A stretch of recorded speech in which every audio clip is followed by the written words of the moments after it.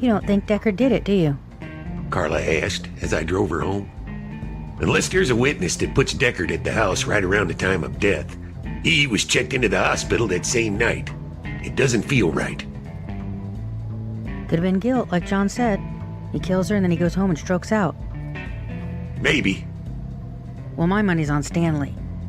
If our illustrious sperm sprayer somehow found out that Crystal meant to put the kibosh on his sweet deal, well, that makes him a prime suspect, along with Deckard. Think about it.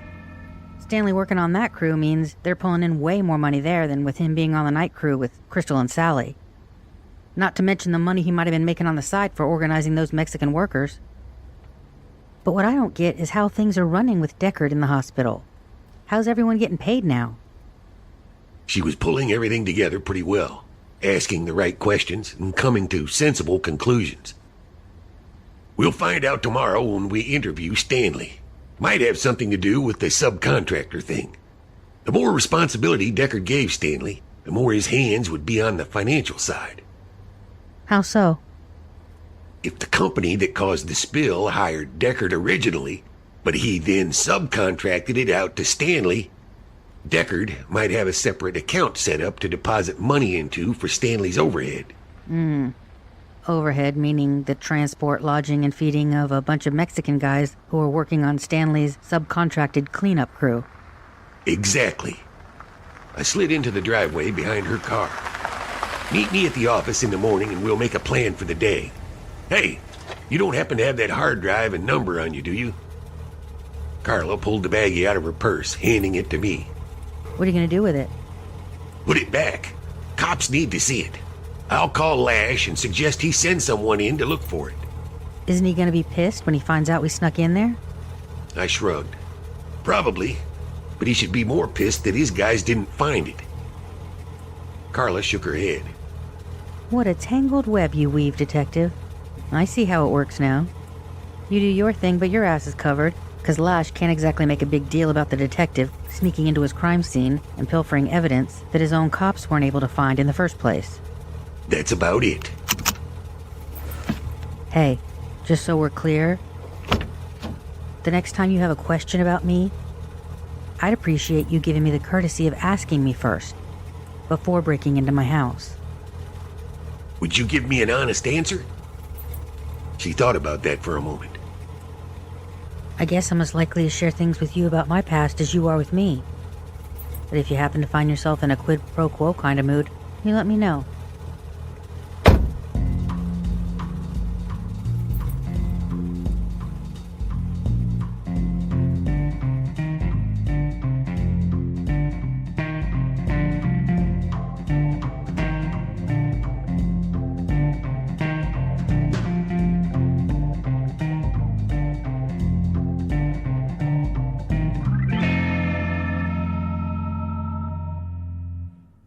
I left Carla at her house and made a quick trip to the Bell crime scene.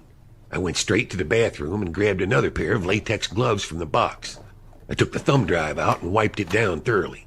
Then I went into the living room, opened the top desk drawer, and grabbed one of the envelopes I'd seen earlier. Using one of the pins from the drawer, I wrote the phone number on the envelope and put the thumb drive inside. I tucked the original scrap of paper in my pocket. Then I folded the envelope in half, shoved it into the purse in the closet, and left the way I came, this time locking the basement door behind me. When I got home, it was too late to call the number on the card I'd found at Carla's house, so I made a note to do it first thing in the morning, after contacting Crystal Bell's cousin. I looked over the Deckard file that Carla had emailed, complete with a few paragraphs on her conversation with a reporter at the Detroit Free Press. Then I made myself a drink and looked over the little I had on Carla herself. It wasn't much. DMV info, no arrests, no warrants. Her home had been paid for with cash, no credit cards. Even her cell phone was one of those untraceable track phones you can pick up anywhere. I'd noticed that while rummaging around in her purse for the keys the day I took the impression. I checked my watch, 9:34. I'd been putting it off, but I knew there was no getting around it. I called Lash at home. Yeah. Lash barked on the other end. Just a couple of questions and then something that'll probably piss you off. Which do you want first? I asked. Lash sighed.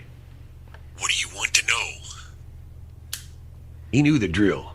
This was a dance we'd done many times. I asked if they got any prints at the Deckard house. A partial off the butt of the knife. Probably a thumbprint. Crime scene guys said it looked like someone did a sloppy job of trying to wipe it down. Side prints were smudged, but at least we know they weren't wearing gloves. Doorknob was wiped clean. They think it happened pretty quick. No forced entry that we could find. So they think she let someone in. Probably someone she knew. And it happened right there where she fell. Then the perp wiped everything down and got the hell out. M.E. thinks the killer was about the same height as the victim, based on the angle of the wound. Yeah, partial is good. I tried to sound positive, but we both knew better. Only if we've got the print on file that matches. But get this, that knife, we don't think it was from the scene. Killer must have brought it. Didn't match the set in the kitchen. The ones in the chopping block were all still there. There were a few knives in the drawer, but they all matched. Standard kitchen knife, right? Yeah. Looked like one from a set. Steak knife, serrated. Bottom of the handle is flat, cut on a diagonal. That's where they found the partial. What about the time of death versus when Deckard was admitted? They're really close. Too close to call from the ME's perspective. Deckard was admitted at 9:47 p.m. And the time of death for the girl would have been around the same time, give or take a few hours. Won't help us much. He could have killed her and then went home and stroked out. But unless we find someone who puts him at the house that night, we'll need more than that. One more thing. Did you notify any next of kin for the Bell woman? We think we've located the parents, but they're in some Amish community down around Holland. We're sending someone over in the morning. So, I had to inform the cousin. Great. Okay. I took a sip of my drink. Now what did you do? Well, let's just say you need to send someone over and check the purses in the back of the bedroom closet. The one closest to the wall. God damn it. What you find won't have any prints, not even crystals. Which will be hard to explain, I suspect. Jesus fucking Christ, Morneau. I know. I doubt you'd have found anyone's but crystals on it, though. It's a hard drive with some pictures and a phone number. There's a reporter for the Detroit Free Press involved. It has to do with an oil spill on the Kalamazoo River, and some illegals working on the cleanup. I squinted and pulled the phone away from my ear. Son of a bitch, Morneau. You're killing me. 2 goddamned weeks until I retire, and you just climbed up on my desk with your pants around your ankles and took a huge shit. I felt for him. This wouldn't end up being a simple homicide. The oil leak angle brought with it certain political aspects. Certainly, the powers that be knew there was a cleanup in the works. Some were probably even aware of the immigration status of the workers. But it could have all gone down quickly and quietly had Crystal Bell not got herself killed, leaving pictures on a hard drive and a reporter chomping at the bit for a story. You should probably get a hold of that reporter as soon as you can, I said, smiling into the phone. Oh, should I? Fucking Morneau, you're not invited to my retirement party.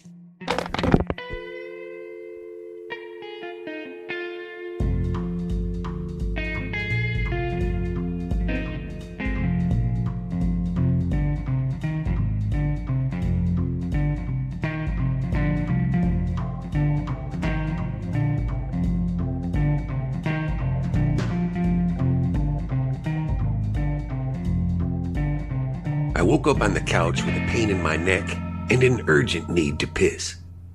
After the latter was taken care of, I made a pot of coffee and sat down to make the call to the daycare center. I was just about to dial the number when the phone rang. It was Carla, calling from my office. Okay, so we've got an interesting development. Sally called me bright and early this morning, here at the office. Jeez, what time did you get in? 7. Listen, she says that we shouldn't come out tonight because Stanley's not coming home. Apparently he's got to work a couple more days in Kalamazoo. So here's what I'm thinking. Don't do that. When you start thinking, I feel the immediate urge to start drinking. She ignored the comment and continued. Why don't we head down to Kalamazoo and get a look at that work site? See what's what. Maybe catch Mr. Premature Ejaculator off guard. I'm sure he talked to Sally, and she told him that we were planning on coming out. You know what else? She said the cops asked her to come down to the station for an interview today. Interesting. If Lash was already on them, there might be something there. Do me a favor, I said. The woman who hired us to look into Crystal Bell, we need to call her and give her an update on the case. So, what I'm hearing is that you want me to do that. She doesn't know about Crystal, yet, I said, wincing. Oh, come on, Morneau. Is that really in my job description? It is now. What am I supposed to say? You'll figure it out. I've only had to do it a couple of times, but I can tell you there's no script for that sort of thing.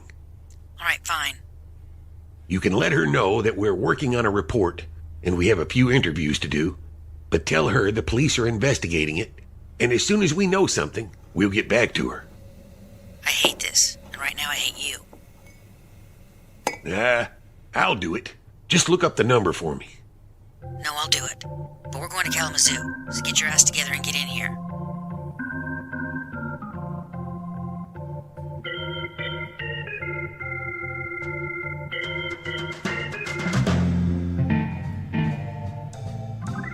My reason for having her make the call had less to do with passing the buck than a desire to see if I could track down more information on her. Now, I'd have time to make the call she'd interrupted. I refilled my coffee and then dialed. A chipper voice answered on the third ring.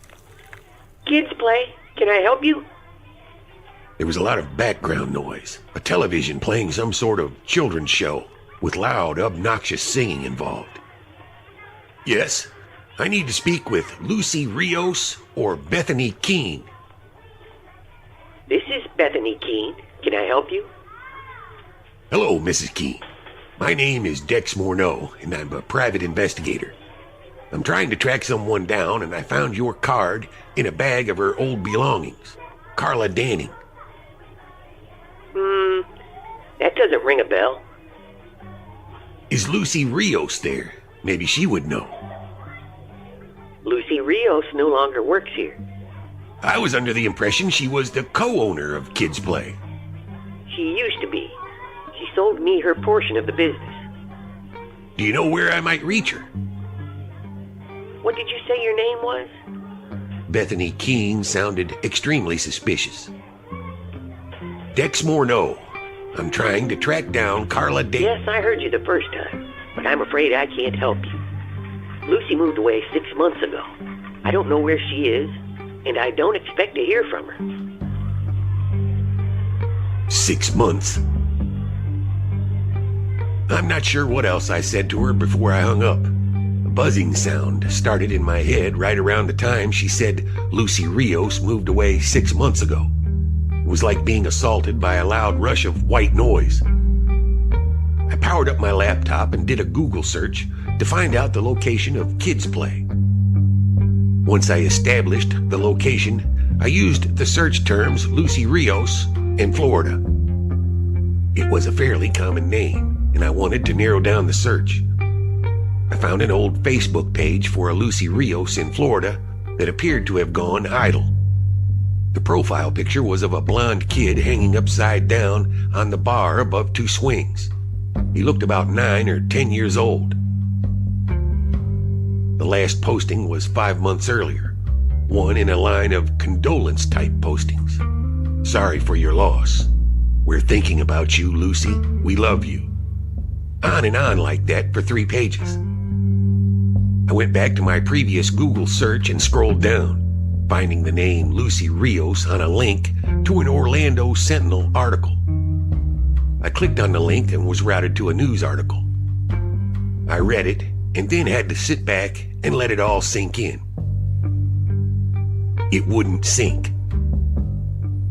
I got up and brought a bottle of scotch and a glass over to my computer desk and read it again before doing a court records search. 2 drinks later, I had the basic story. A story that settled into my gut and was burning a hot, acidic trail up my digestive tract all the way to my throat. About 8 months ago, Lucy Rios arrived at the home of her ex-husband to pick up her 10-year-old son. She found them both dead. The crime was investigated. The police were pretty clear on who did it, but there'd been no arrest. Lucy Rios' second husband, Laurencio Rios, bludgeoned her son and first husband to death. He remained at large. The picture accompanying the article confirmed it, snapped at what looked like a press conference. The blonde woman standing just to the right of Orlando's chief of police was Lucy Rios. Carla Danning was Lucy Rios with red hair. I poured another drink and downed it in one gulp. Then dialed Lash's number.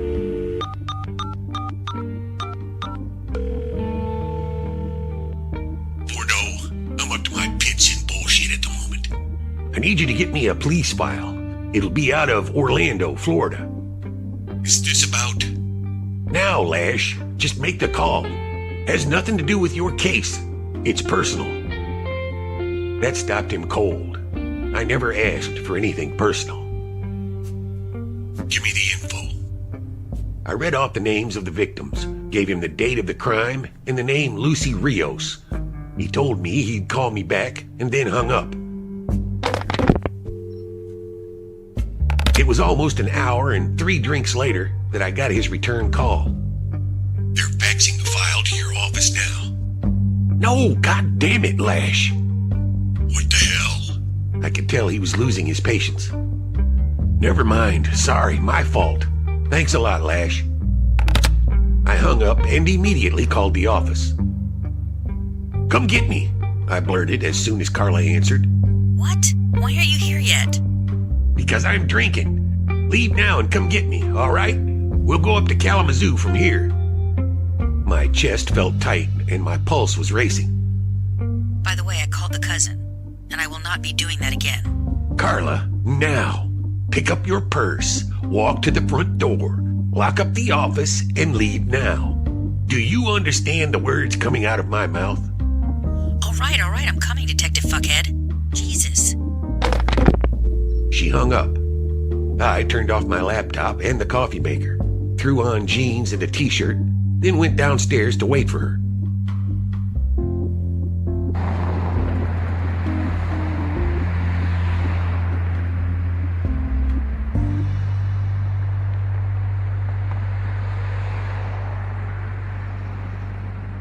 As soon as she pulled up, I knew she hadn't seen the file. She was steaming mad.